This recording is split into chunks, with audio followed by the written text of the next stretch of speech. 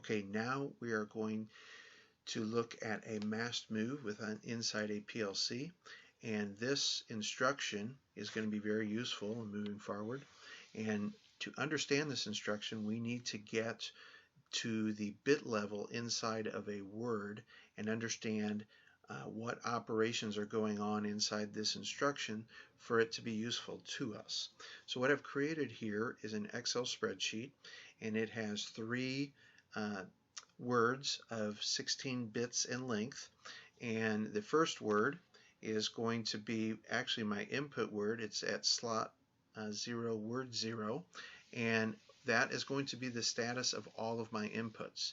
So I've put some descriptions on these input bits or input channels.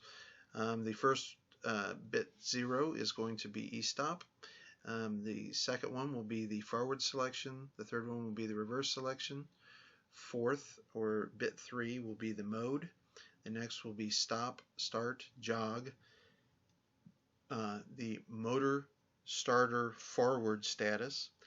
And bit 8 will be the motor starter reverse status, and then bit 9 will be the overload. And this may look familiar to some of you. This is the basic input pattern for Intro to Automation. So it doesn't necessarily have to be this pattern. I'm just using this as an example to show how this instruction actually works. So that is our first word that we have here. The next one is our mask word, and what a mask is, it's just like it is for the human face. It covers up the status or what you could see. And in this case, what we're doing is we're selecting what channels we want to see and what channels we don't want to see. So I've said in my mask word that I'm not concerned with the e-stop. That's why I put a 0 in there.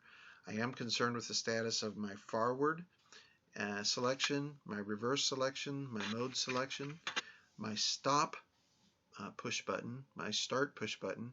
I'm not concerned with a jog push button. It's not in this particular job. The status of the forward status, the reverse status, and the overload. So all I'm saying is those are the bits that I'm interested in. And what we're going to do in this instruction is we're going to do a bitwise and what we're going to do is take each bit of first the input word and then the mask word, and we are going to do a logical AND of those two and then store the result in our destination word. So in this case, I've said that I'm not concerned with the input at the e-stop. So I have a 0 here. Well, if you AND 0 and any number, you're going to wind up with 0. So we have a 0 down here in our destination word of B32. I do have a active status on my forward selection, and I do want to see that input. If I do a logical AND of 1 and 1, I get a 1. I do not have a active status on my reverse selector switch. This is good because that forward and reverse selector switch should only be in one position or another. So it is at a 0 status.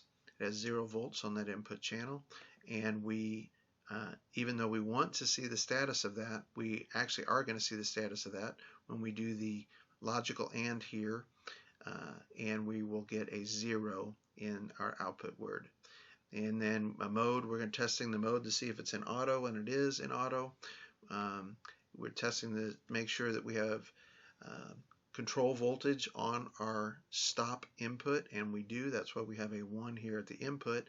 We want to see that. We do a logical AND of those two numbers, and we see that we have a stop input status of 1.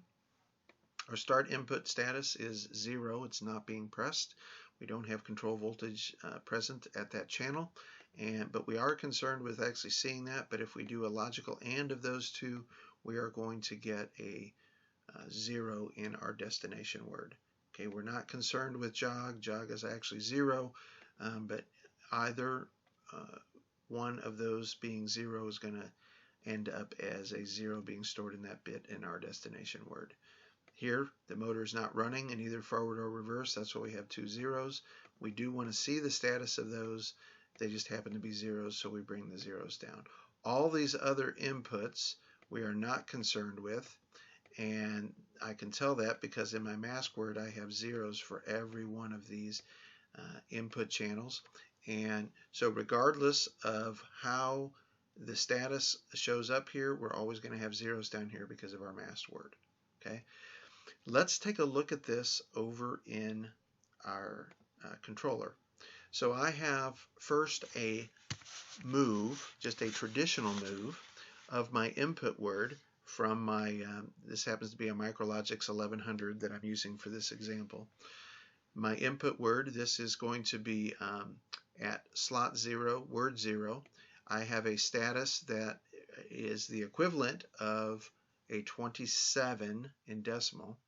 But if we wanted to actually see the inputs, I have my first, the 0th bit, bit 1, bit 3, and bit 4 active. All the other bits on that are inactive.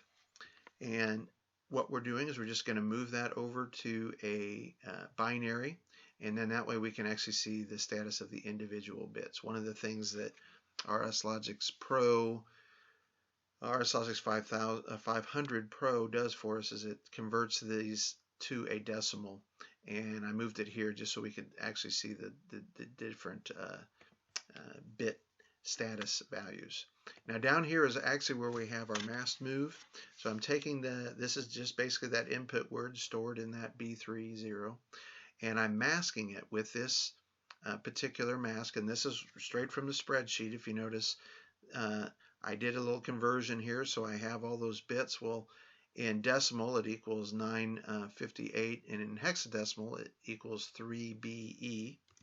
And if you notice, I have a 03BE in hexadecimal. That's what that H means for my mask word. And I'm going to take that value and I'm going to siphon it through this mask, and then I'm going to have a specific output destination. Let's look at this. We can see this a little clearer on our binary outputs here. So here is my copy of my input word. And if I have a 1 for my e-stop and I have a 0 in my mask word, it puts a 0 in my output destination. And then if I have a 1 and a 1, I'm going to get a 1 there. And anytime I have a 0 ANDed with any status of any other bit, I'm going to get a 0. So here I'm bringing down the 1s. Here I brought down that 0. The rest of these will be 0 because my input status word is 0. Now let's say that the motor actually starts. If the motor starts, I'm going to move this down so we can see it. I am going to get, let's see, I had the forward start on bit 7. So I'm going to make bit 7 active here. And in doing so, I have now bit 7 active here. I want to see that, and now it is brought down here into my output destination. If you notice, I want to see these other status and overloads, but since the status is 0, you AND that with my mask, I get a 0 in my output destination. So I hope that helps understanding a move mask in a PLC. We'll see you in the next video.